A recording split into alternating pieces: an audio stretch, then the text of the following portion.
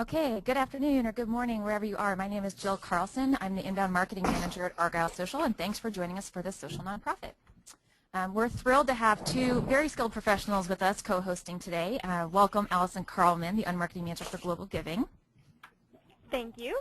And welcome to Michael DeLong, the Senior Manager of Online Community and Social Media at TechSoup Global. Hi, Michael. Hi. You can go ahead and find all of our Twitter handles below our names, and today's hashtag is going to be SocialNGO. So the details really quickly, some logistics. I'm going to leave question and answers at the end of the call, so go ahead and send those throughout the presentation, but also if you'd like to save them for the end, it's up to you. We have someone monitoring the stream here. If you could tag your tweets with SocialNGO, we'll be sure to catch that. We're definitely recording this, and we'll be sending out a follow-up email to everyone who's been registered with the recording and the slides, so you can share that far and wide or check it out at a later time. And before we get started, I just wanted to, we're going to do 3 15-second commercials. Like I said, I work for Argyle Social. We're a social media management software company, and we power your social media strategy. We do have special nonprofit rates, so if you're at all interested in managing your different social properties with a really powerful and intuitive tool, visit us at argylesocial.com. And Allison from Global Giving is also here. Hi, yeah, and I just want to double check. I don't actually see the slides changing. Does anyone else? I don't either. Oh, are you serious? Okay, that is good to know. Let's go ahead. No one can see the slides changing. Oh, yes, I absolutely do see that. We are stuck on the first slide. Well, I can go ahead and talk over. I don't need a picture. Yes. So I'll get started. So this is Allison from Global Giving. I'm the Unmarketing Manager at Global Giving. Global Giving is an online platform for philanthropy. So we help nonprofits of all sizes from all around the world connect to donors of all sizes all around the world. So that means everything from the $10 text to give donors to $1 million corporate partners. And we handle all the customer service and donation processing for our nonprofit partners, but we also do regular training and one-on-one support for online fundraising strategy development, a lot of which involves social media. Excellent. That was perfect timing, because I do believe you can see me now. Is that right? Yes, we can. Yes. Excellent. So there we are. We're back up and running. Thank you, Allison. That was just perfectly concise. So there we go. Details, we went through those. We went through that. And there's Global Giving site. It's absolutely beautiful, and there's so much information, so please do a deep dive and go check them out. And Michael, tell us a little bit about TechSoup. Yes, hi, I'm Michael DeLong. I'm the Senior Manager of Online Community and Social Media for TechSoup Global. TechSoup Global is a capacity-building nonprofit, and we're working towards a time when every nonprofit and NGO on the planet has the technology resources and knowledge they need to operate at their full potential. So we do this through a variety of ways, which includes donated technology products, educational resources, and community.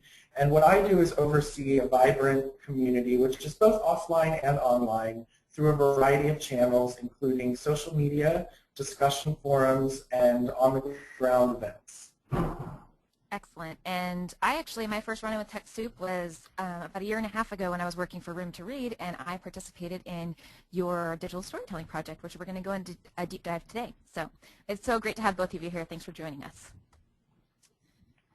Great. So today what we're going to go ahead and talk about is, number one, nonprofits have a very tough time with time and resources, and they're very limited. So we're going to talk about making the most of limited time and resources in social media. And we're going to talk about how you figure out what content is right to share with your audience and how you balance calls to action with educational content. And lastly, we're going to talk about how both TechSoup and Global Giving have done a fantastic job of integrating social media into their already existing marketing, fundraising, and other strategies. And then at the very end, we'll take Q&A. Fantastic. So first, let's talk about working with limited time and resources. And I think when we start thinking about all the different networks out there, it's really important to figure out where your audience is and how they want to interact with you. So Allison, how did you guys at Global Giving first decide where you needed to be? Well, we've got different, we primarily work on Facebook and Twitter and Pinterest and Instagram right now. And we basically just tested out where most of our audience is and where they're already having conversations. And so we've kind of developed a little bit of a strategy for each of them differently. But would you like me to go into that, or is that a good answer there? No, I think that's a great answer. And, this was actually a slide that we had for our niche network webinar that we had, because people go to Facebook for completely different reasons that they go to Instagram or Pinterest or Tumblr. And you guys have such a rich visual content library at Global Giving that I think you work across Instagram and Pinterest very well as all the calls to action on Facebook. So I think you guys do all of these very well. But clearly, something like Foursquare might not make sense for Global Giving. Right. Yeah, absolutely. And I think a huge takeaway here is that, niche networks are becoming increasingly popular, but just because they're popular doesn't justify investment. You really need to make sure that your target audience, whether that's folks that you're fundraising from or folks that you're trying to help or serve, are actually active on that network. And I wanted to share Global Giving's Pinterest page because, first of all, I love the earth-changing adorability. But also, you guys use Pinterest for discovery, and can you explain a little bit about how that works? Yeah, so Pinterest for us is, we started out as an experiment. We're like, okay, how is this going to work for us? So we built a couple goals in there saying, we'd love to see if Pinterest is going to drive new traffic to our site, but we also just think it makes sense for us to be there because the primary target audience, or the target market for Pinterest, is women ages 18 to 35 who are interested in pretty things. And that happens to be our same target demographic at Global Giving. So that works out for us well. And so, we set up some metrics to see, are people coming to our site? Are people donating based on clicking on some of the pins? And the answer has been, not really. However, we found that actually Pinterest, while it was more work at the beginning to set up some of the boards, is actually pretty low lift for us now. And so we just use it basically as a landing board when we need to put an image somewhere, or we find a great image on our site that we think people would enjoy. We pin it to our boards, and so we spend maybe 30 minutes to an hour a week on it. But it's a way that people who wouldn't maybe otherwise know about Global Giving and have a chance to see such beautiful imagery might find us from there. And they might just learn to like our brand a little bit more because they think we're cool for being on Pinterest. Right, and it seems, especially if you're just spending that much time, after the initial outlay of time and resources, it seems like it's pretty low maintenance. Is that right? Yeah, it is. And it's, a great tool for us, too, just because sometimes you have content that doesn't actually live anywhere else on the Internet, but you want to link to it. Absolutely. And Michael, I know that you guys work with a lot of partners, and have you seen, when Pinterest first came out, people rushed to it. It was the hottest new thing. Are you seeing folks, rushing in without strategies or, possibly wasting time or resources on networks where maybe they don't need to be? Well, speaking of ourselves personally, we're very interested in Pinterest, but we did have a strategy meeting about that, and it was when we were in the deep crunch time for our digital storytelling challenge, which in some ways did have a lot of potential with Pinterest, but we really decided to shelve that for the time being until we were able to sit down and figure out, as Allison said, what would our key metrics be and what would our strategy be. And since we didn't have the time to do it right and to do it well, we decided to put that off until we actually have the time to approach it in that way. Yeah. So that was the point that I really wanted to make there, was that just because a network exists, if you don't have the time to do it right and do it well, it might be better to wait on that and to focus on the networks that you're already using well. Absolutely. I think that's good advice.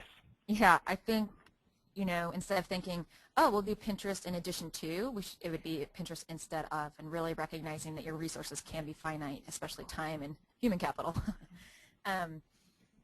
And when we start talking about, Allison, you said that your main platform is Facebook and then Twitter, and you guys do a great job of posting relevant content on your Facebook page. And I wanted to dive in a tiny little bit and just kind of go over EdgeRank and how you contemplate EdgeRank when you're posting on your Facebook page. And we won't spend too much time talking about it, but that is the beautiful algorithm in front of you. That is, it's designed to show you the content you like and when you want to see it. So we're going to go and replace all those beautiful letters with that formula with, if this will actually work. Great. All it means is affinity times time decay equals your edge rank. So if folks have interacted with your content before, they have a higher affinity. If you post a video or a photo that has a higher weight versus just a plain word status update, and time decay, you know, there are varying degrees of what people think is the half-life of a post, but people post, you know, on average 1 to 2 times a day, and I believe that's true for you guys over at TechSoup. Is that right, Michael? That's correct. Yeah, we really try not to go over that because we've noticed that if we do go over 2 posts a day, the number of likes and comments go down, and the number of unfollows or blocks go up. Yeah, absolutely. And I forget the number, but essentially folks aren't coming back to your page after they like it, so you really absolutely have to reach your fans in their news feed. And you guys are doing an excellent job of doing that, Allison, and I love this example. So what are we looking at here? Yeah, well, so, you know, we actually spend a lot of time trying to figure out how to best take advantage of EdgeRank, and we kind of have this love-hate relationship with it. Because I would love to use Facebook to share really important news about the important work that our partners do all over the ground. But sometimes it turns out that our Facebook followers aren't always interested in that deep, heady stuff. So this is an example from last week that just makes me laugh. So we've been just experimenting with, like, contests. So we posted this picture of a nose. It's kind of obvious. It's a giant camel nose, and we said, good luck, guess what this is. Can you guess? And we had 60 people in a row guess camel. And it was so bizarre because you would think that after 43 people had guessed camel, someone might not think, oh, maybe I should put in my guess into the hat too. But people just loved it. And it was just so funny because even after on the right you can see, oh, you're right, we told you it is indeed a camel. People kept guessing. And people really engaged with that post. And so that post actually was seen by 25% of our audience on Facebook, which is kind of discouraging because I'd rather them see something really important. But now we have that higher affinity with some of them so that next time we post something important, more of them will see it. So, you know, you have to work with what works with each medium. And so we do a lot more visual stuff, a lot more photos on Facebook, working with EdgeRank, and not as much heavy thought leader content that we might do on Twitter. Yeah, absolutely. And I think the point that you made about, you know, your affinity just increased with every single person who liked. I mean, you also have, what, 24 people who liked it as well as all those comments. So you have all of those touch points which increase your affinity with every single one of those people. So next time you do post, you know, some content that you want in front of their eyes, it's actually going to surface, which is fantastic. Right. But I like this example because it's, when we spoke yesterday, you said, you know, it's not rocket science. It's just, would you click it? And I think it's important for folks to wear their user hat instead of their work hat or their nonprofit hat, but essentially, would you click on this if you were looking at Facebook and scrolling through it? Yeah, and I can't say honestly that I would have said camel again. You don't think you would have been number 63 or 62? Yeah, that is pretty funny. People kept commenting. And I think we'd be remiss if we didn't mention the brand new promoted posts, which are brand new to Facebook, and it is kind of the opportunity to get your content in front of the right audience. And this, it's very similar to the Twitter's promoted tweets platform model. We definitely use it here at Argyle. And that short link at the bottom actually takes you to a fantastic post on Social Fresh. So you can start to see, you know, you can more or less purchase, you know, higher edge rank based on these different price points. So that's a new change to Facebook. So I'll be curious to see how that changes folks' strategy over time. Yeah, and I would say we're going to be experimenting with that too, and our number one thing is to make sure that whatever you're promoting is actually interesting content, because if it isn't, if you're paying to promote stuff that nobody really wants to read anyway, then you're only going to do damage to your brand. Mm-hmm. Yeah, and you're paying for that. Yes, yeah. And you've lost $20. Yep, you're out $20 and a lot of followers, so great. And then Michael, I would love for you to talk a little bit about TechSoup on Facebook, because I know you guys, like Global Giving, you guys are kind of at the epicenter of this huge web of partners. And you guys often have to decide when and how to post and who to say yes and who to say no to. So I'd love it if you could dive in a little bit on that. Sure. So we have 47 donor partners, 39 global partners, and a number of other initiatives such as GuideStar International, NetSquared, and GeoSource.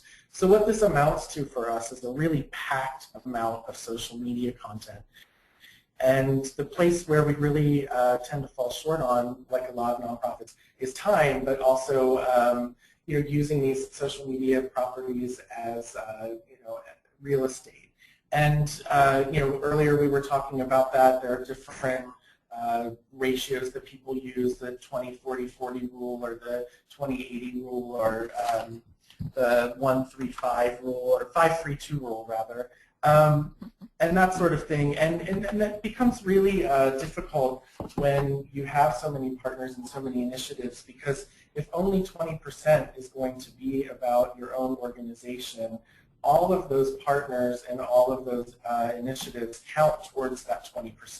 So it really becomes a balancing act of how to negotiate that. So one of the things we do at TechSoup is we convene a weekly editorial board meeting. We meet with the marketing team, the content team, the product donation team, and a number of other teams across the organization to make sure that we're aligning on messages and themes, and we brainstorm all the different ways that we can cross-promote each other's work. Mm-hmm. Yeah, I think that's definitely a challenge that a lot of nonprofits face, and this is something that we even talked about. We had a webinar about a month ago with universities and higher education institutions, and they expressed a lot of the same kind of challenges.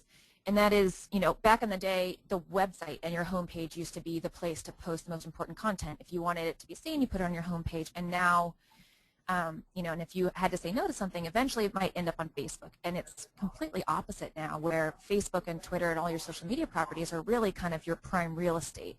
And you need to defend it both from internal challenges and external challenges. And these are some of the ones that we talked about with the universities. And I was curious if either of you ever face any kind of pressures from the inside when you have so many partners.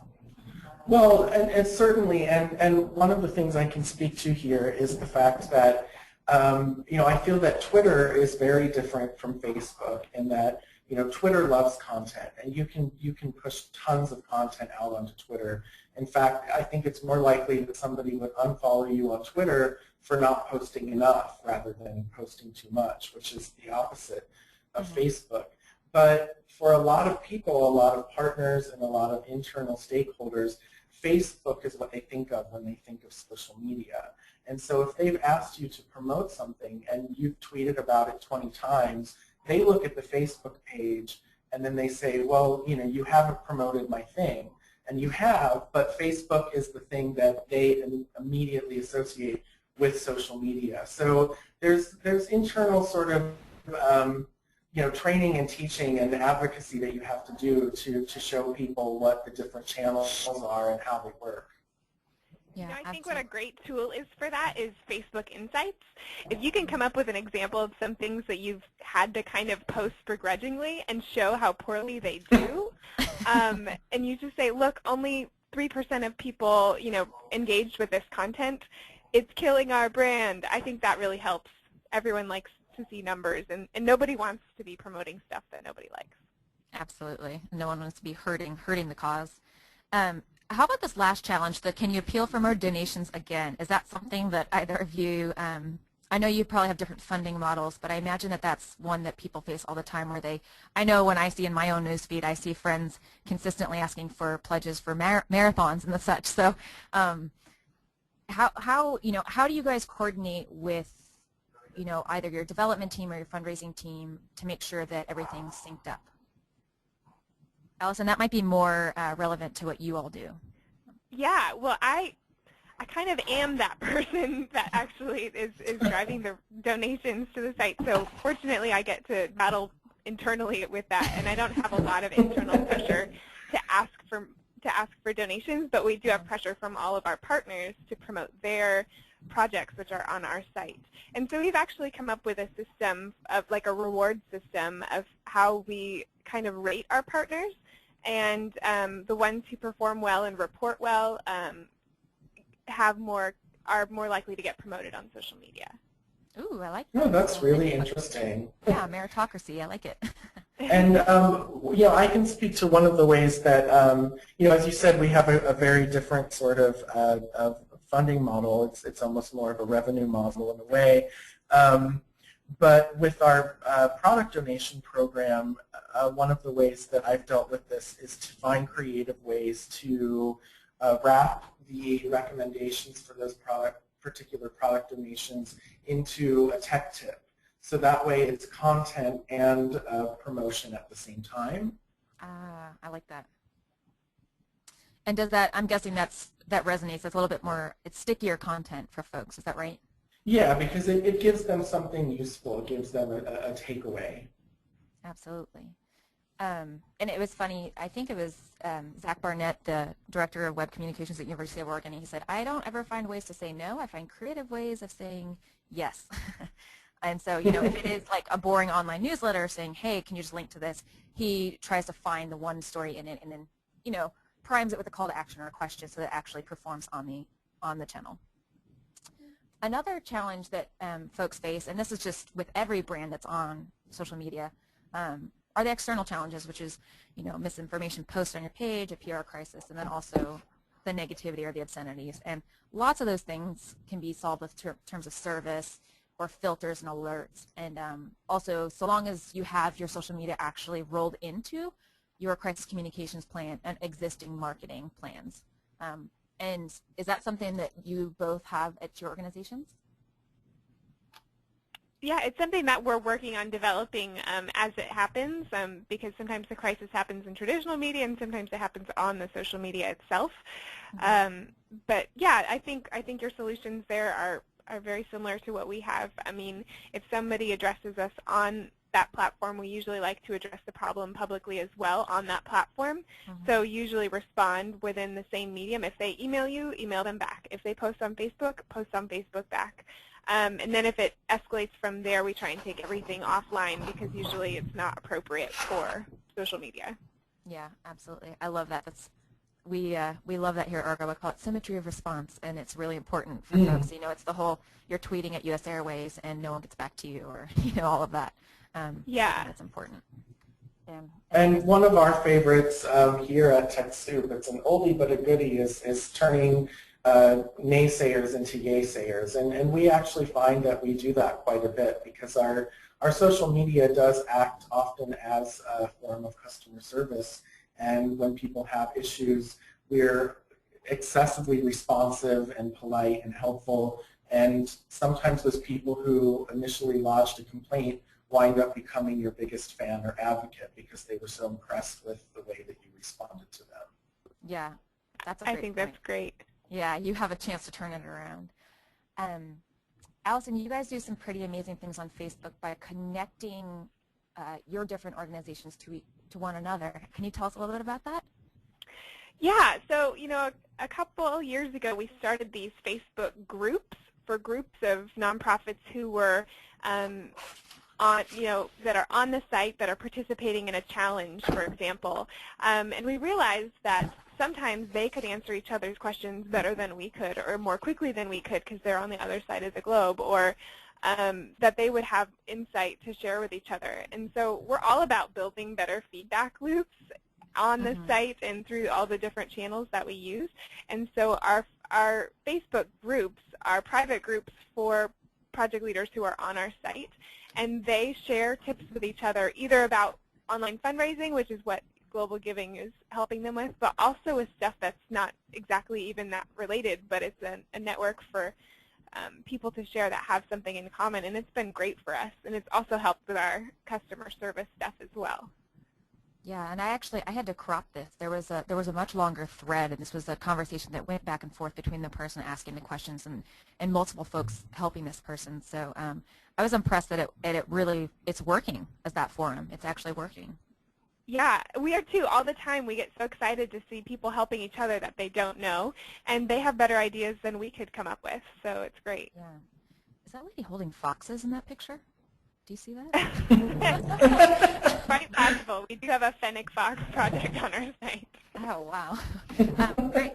So I think the takeaway there is that your fans really, I mean, you're time strapped and you're resource strapped, so make sure that you connect them to one another because they can help each other. And lots of times Yeah. can do it more quickly and more efficiently than you can because maybe you've got two folks who are in Australia or Indonesia together and they're both awake checking Facebook at the same time, like you mentioned. Excellent. Let's go ahead and shift gears a little bit and talk about how you do your content. And I love this next example. Number one, because it was the first way I got to know TechSoup, but also because it has just grown tremendously and really taken off. So Michael, can you tell us a little bit about TSDigs, what you guys call your Digital Storytelling Challenge? Yes, so the Digital Storytelling Challenge is an annual campaign, and we designed this with the idea that creating a compelling story is one of the most valuable skills for a nonprofit, library, or other type of social benefit organization can have today. And this helps nonprofits in terms of marketing, fundraising, or even clarifying their own brand and mission for themselves. So we built a campaign around the spirit of friendly competition with technology prizes and expert judges, and then built a curriculum for learning how to build, shoot, light, edit, and share a digital story. And we accomplished this through a series of webinars, tweet chats, an interactive online talk show, and our discussion forums. And we really wanted the campaign to be cross-platform, both in order to reach the different members of our community where they are, but we also wanted to encourage folks to try different channels that they might not actually be using at the time. So we created the hashtag TSDigs, and that sort of ties the campaign together. And the campaign has a number of different social media components, but one that I really want to highlight is the social sharing component of the contest. So the week after the submissions close, we open up community voting for a special Audience Choice Award. And this year we were actually giving away an iPad courtesy of our sponsor, Blazon. But the community voting, it's largely based on the organization's ability to get the word out about their digital story. So we shift the educational focus from the lighting and the shooting and the editing to social sharing, so that we're teaching nonprofits and other social benefit orgs how to build their own campaign around using their digital story to spread the word about themselves through their newsletters, through social media, and this sort of thing. And so this becomes such a strong focus because what we realized is that even the best digital story isn't going to do a lot of good if nobody sees it. Yeah. And what I love about this is you guys are asking folks for a pretty serious time commitment here, but you're making, you're asking them to sit down and create some real value for their own organization, and you give them so many different places to participate. And that's what I love about this challenge, because you guys provide so many entry points at all different skill levels and on all different platforms and mediums for the audience to participate. I think that's why you're seeing this really take off. And you provided these beautiful screenshots of the first place video and the first place photo of this year. But I think the thing that I love about this competition is it really shines a spotlight on how great you guys are doing of a job of connecting people to one another. And it's, you're sharing the spotlight with other charities and other nonprofits, but in doing so, you're really proving your own value as an organization. Was there any, when you guys first envisioned this, did you ever expect it would be as big as it is now? Well, I'm sure that we hoped. I've just been with TechSoup a year, so I've just been through one digital storytelling challenge. I know when it started there were only 2 people on our team, and our team's actually grown quite a bit as well. And I believe when it started, social media really wasn't happening the way that it's happening now.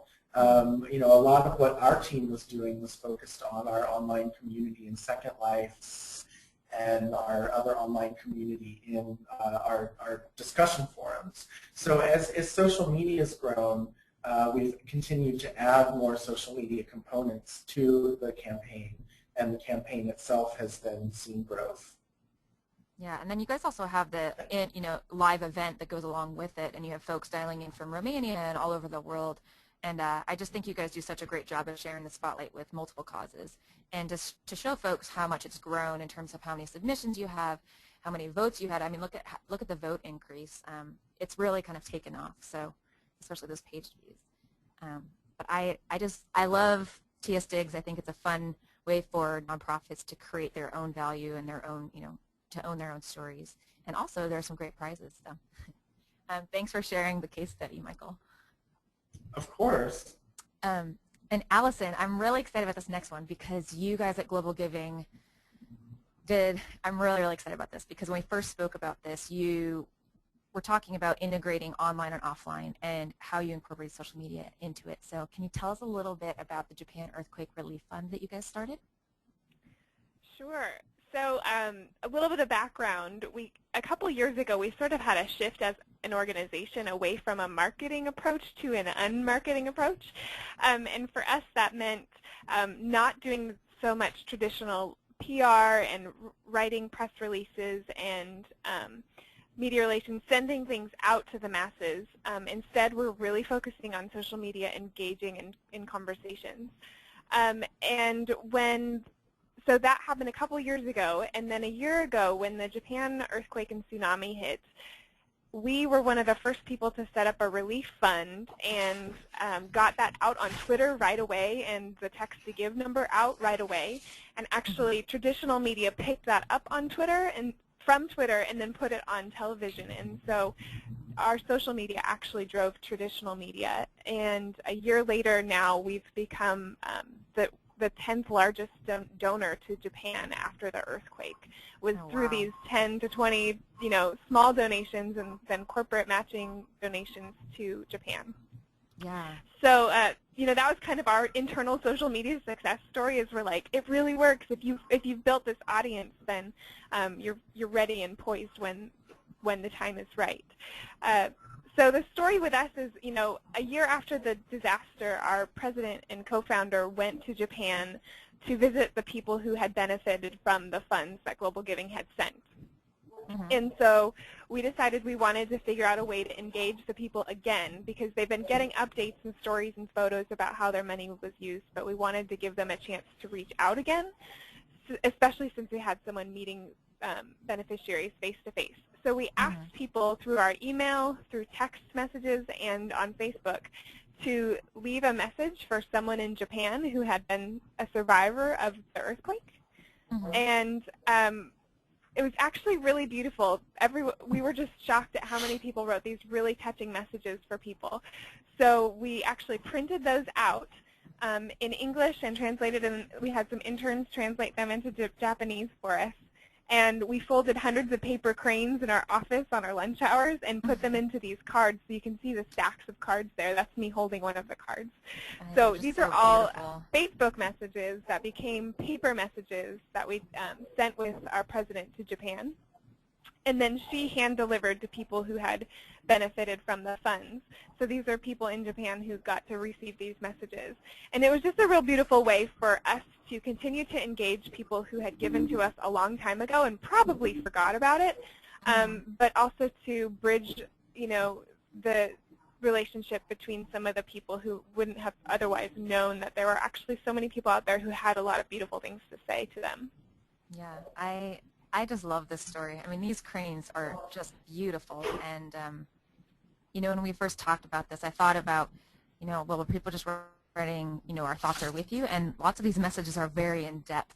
And you guys have done an amazing job of connecting both your online and offline activity. And if folks want to learn more about kind of the whole history, you have a beautiful, you have 2 different storifys on this about the creation and the delivery of the paper cranes. And man, you guys post through YouTube and Instagram and Twitter and Tumblr, and you incorporate the SMS giving, and you guys, these stories are really beautiful. So I encourage anyone who's on the webinar to make a mental note to go visit the Storify stories later. And then the great thing is that this content then lives on, so folks can then go discover the Global Giving blog or go discover your Pinterest page based on everything that you've already linked to in Storify. Do you guys use Storify at all?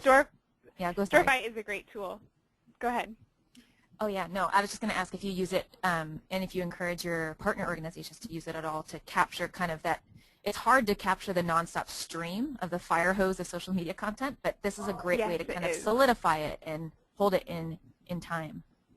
And I just started using it just as like to show other people in the organization that there were conversations that were interesting that were happening, and it was easier than cutting and pasting into an email. I would just create a quick storify and then email that to like my boss or whatever, just so that it was a great summary, and then it became also a bigger tool because it has its own sort of following. Yeah, absolutely. And you guys have done a fantastic job of showcasing that beautiful story. So thanks for sharing that too. Well, thank you. Yeah. We're going to go in a little bit and talk about, when you integrate all of these different platforms, you need to figure out whether or not, where you're posting and where your audience is, if you're reaching the right people. And these are just some questions that we think lots of folks should ask as they get into social media and the different platforms. And Allison, you've been collecting lots of different data on the social media metrics that you guys have been, on the networks you've been active on, and you have been very generous in sharing how you measure your success. So can you walk us through, how you determine whether or not you're successful on Facebook and Twitter? Sure. Yeah, so this is my little metrics post that I just typed up yesterday. So I've been at Global Giving for about a year and kind of came up with a system to measure what I'm doing every day so that I know whether something is successful and I should do it again or I should stop doing something. So I measure both our Facebook and Twitter posts in 4 different ways. First is applause rate, how many people liked the post content itself enough to engage with it. And so on Facebook, in Facebook Insights, there's a metric called lifetime engaged users. So that's the number that I track for Facebook for the applause rate. And then on Twitter, that's the number of people who click on a URL or on a post inside a tweet. And then there's conversation rate. So I also am curious about how many people are further engaging after clicking, they're replying, or they're doing something. So on Facebook, I measure that through the metric that Facebook calls people talking about this. And then there's also the virality number that they have. And then on Twitter, I measure that through counting @replies and mentions. And I don't actually sit and count these. I use tools to count them for me, like Argyle Social. And then another one is amplification rate. So because people are engaging it, how many people now further are seeing the content. So on Facebook, that's the weekly total reach number in Facebook Insights. And on Twitter, that's number of retweets. Yeah. And so then the final thing, so I would say all 3 of those are return on engagement numbers.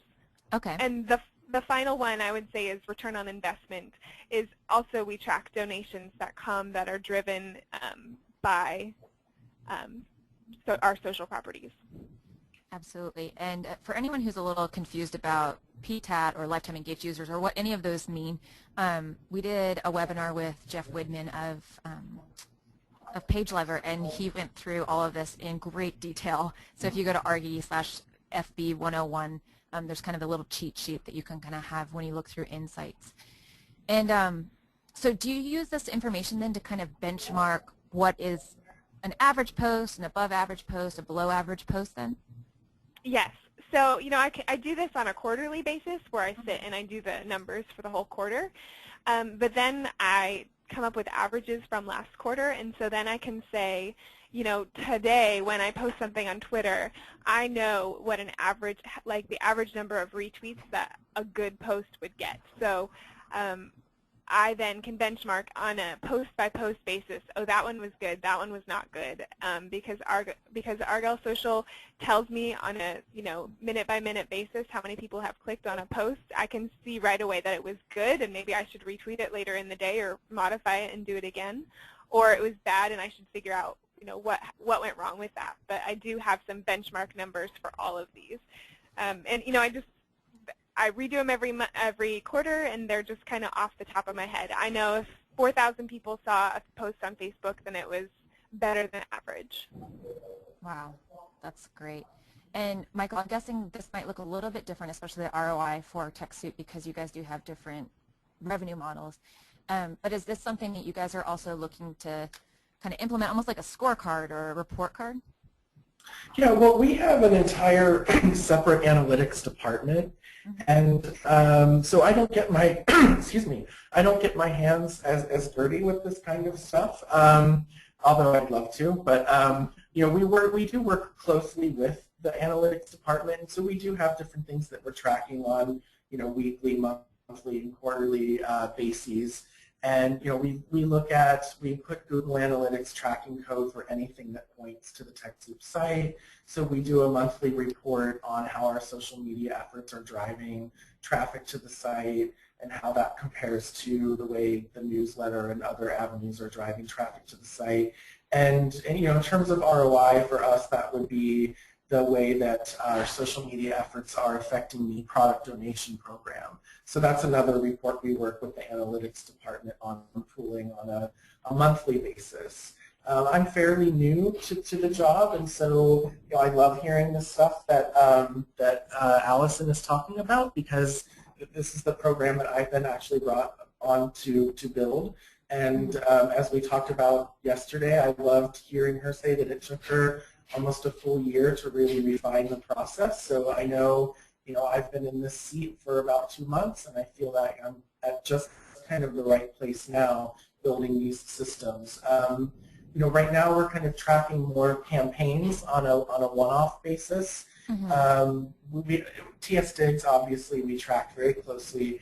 We have another campaign called Donate Your Brain, which is a campaign that we use to get people's tech questions answered and to connect them with experts and with each other, and to cross-pollinate our discussion forums with social media. So we look at the way that campaign drives traffic, and then also qualitatively how quickly and how well questions get answered. That's great. And Allison, do you guys use campaign? Do you use campaigns as well? Yes, we do actually. Everything I post, I put into a bucket so that I can see how one campaign is performing against the other. And you do that based on projects, or do you do that based on content, or a mix of both?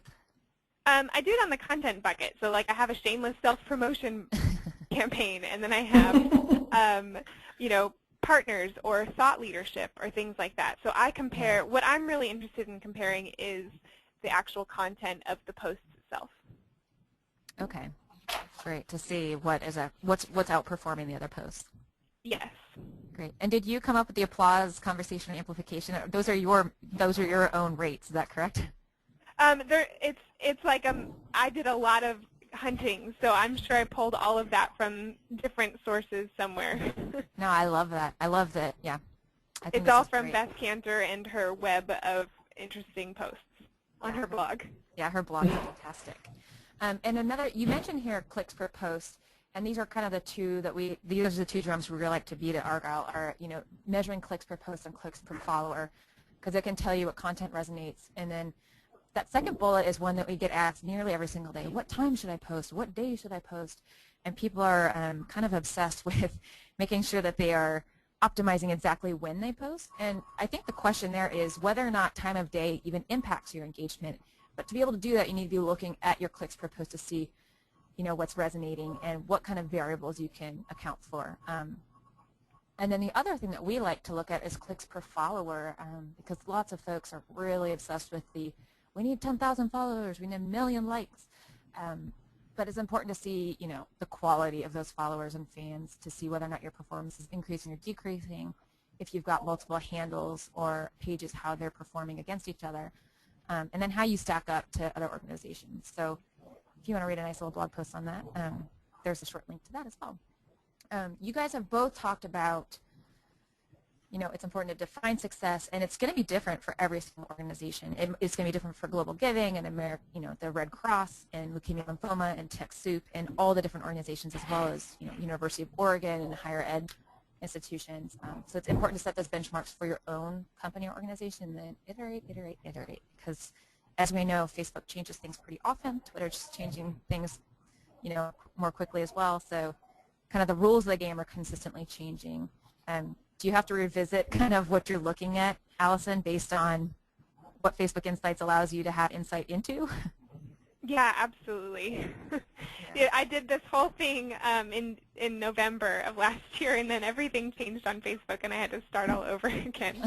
So it was several hours of Christmas break wasted, but it was a learning process. Yeah. Great. So we actually, this is great because we have about 12 minutes for Q&A. So if folks have any questions, go ahead and hashtag them with social NGO.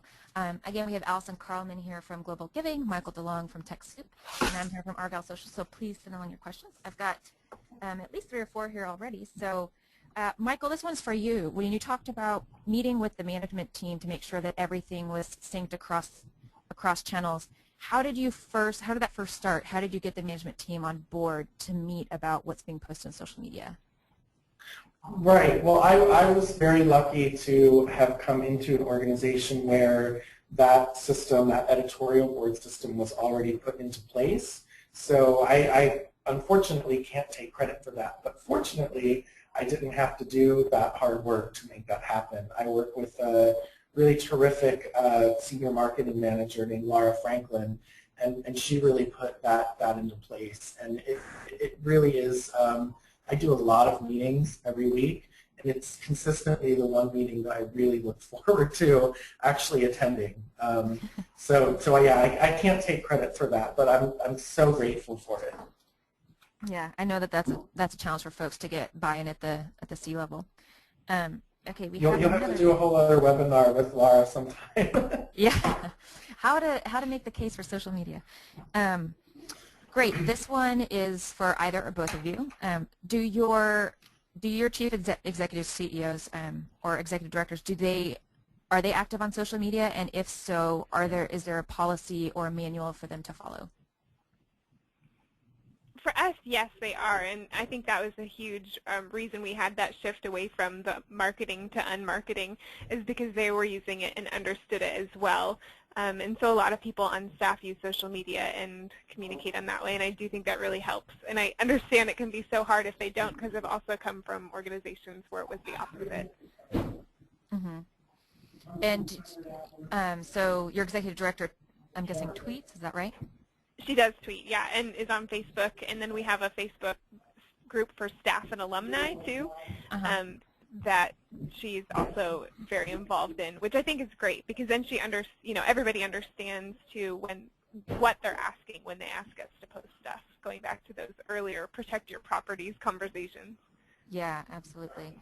And Michael, I'm guessing the folks at TechSoup are pretty active.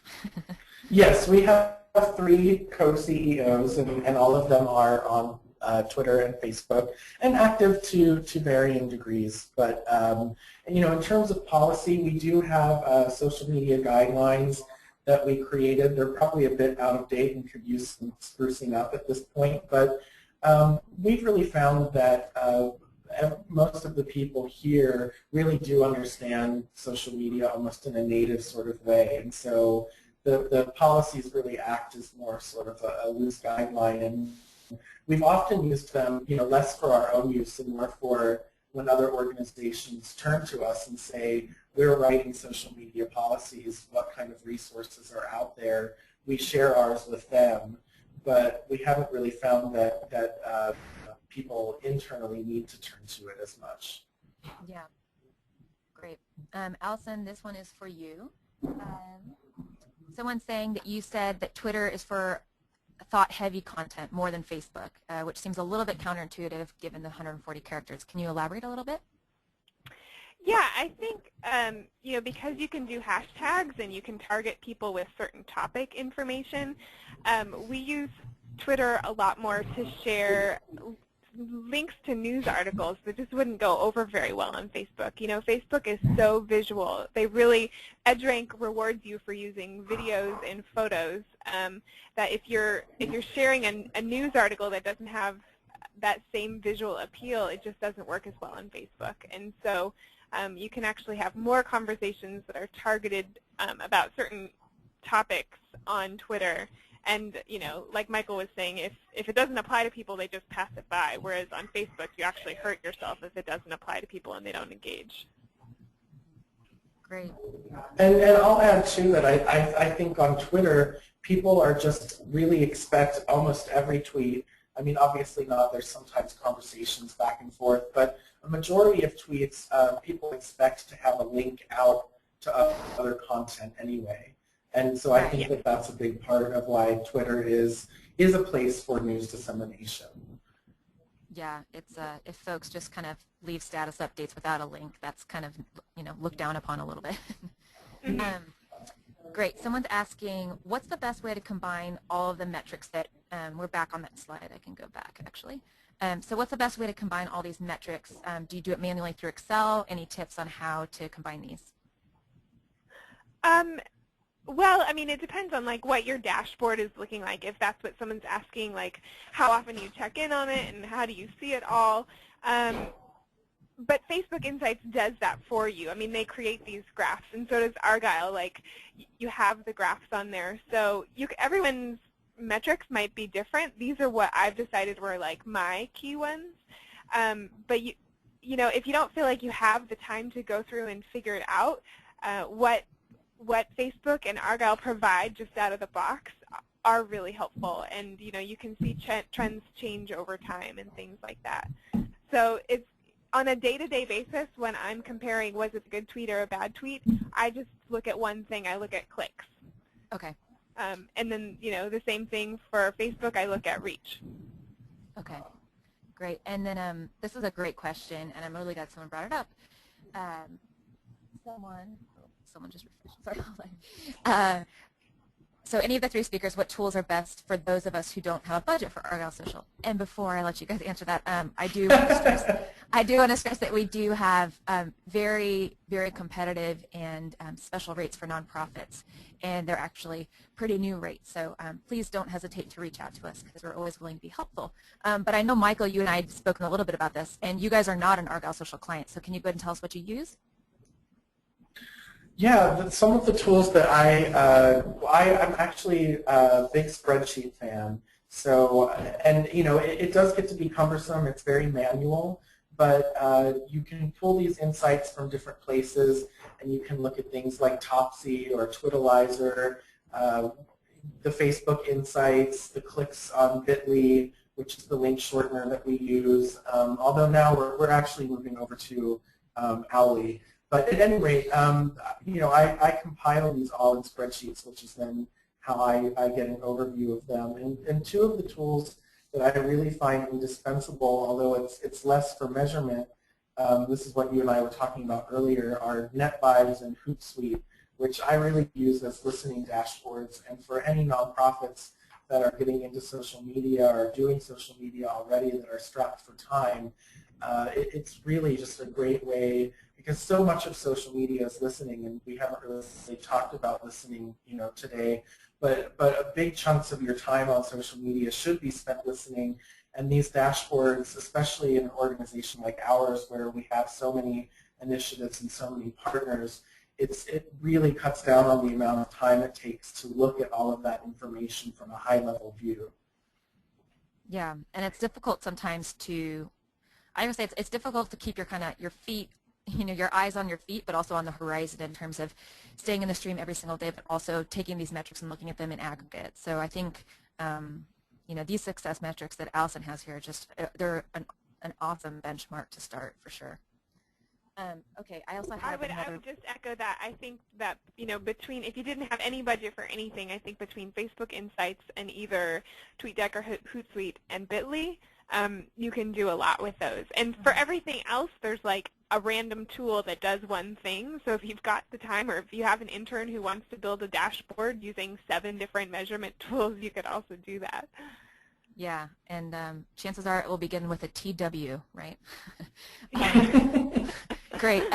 So I'm actually glad that you brought up budget, because someone is asking, what is your suggested social media budget for a nonprofit? And or do you just recommend sticking with free resources? And Allison, you kind of addressed that just now, saying piecing it together. But do you have any thoughts on that? Yeah, I mean, other than Argyle Social, which is a tool that I use every day, we don't have a budget besides my salary. Yeah. So I think you can do it without, I mean, it obviously takes a lot of staff time, so that needs to be considered part of your budget. But as apart from that, I don't think that you need to be spending a lot of money. And if you do spend money, make sure it is on something that you use every day and is really helpful for whatever your work is. Yeah, absolutely. And oh goodness, what did you just say? It was really smart. I totally lost my train of thought there. But Michael, I know that, oh, sorry, this is exactly it. And Allison, social media is just one part of your job. It's not your entire job. So when you're talking about, yeah, your salary is part of that. You're the unmarketing manager, so your responsibilities extend far beyond that as well. Is that correct? Yeah, so I do all communications and marketing or PR related things, and then I have a colleague, so we're a two-person unmarketing team. My colleague does a lot of the social media stuff as well as customer service, because we really see, as Michael was saying earlier, we really see customer service as an extension of our unmarketing strategy. Yeah, that's great. I think, let's see here. It looks like folks have some tool-specific questions in terms of opinions, but that is something we could have an entire other webinar on. So I will hold that for now. But thank you so much, Allison and Michael. This has been just so much fun talking about the success you guys have had in social media, and I really look forward to following Global Giving and TechSoup. I'm big fans of both your organizations, and I can't wait to follow you into the future on all these different platforms. Thank you so much for your time today. Yeah, thanks for having us. Thank you. Yeah, great. And we'll be sending out. I had a great time. Oh, good. Me too. We'll be sending out a follow-up email with slides and a blog post and everything that you can share far and wide. And I just want to say thank you one last time. Thanks, Allison, and thanks, Michael. Bye. Bye. Bye.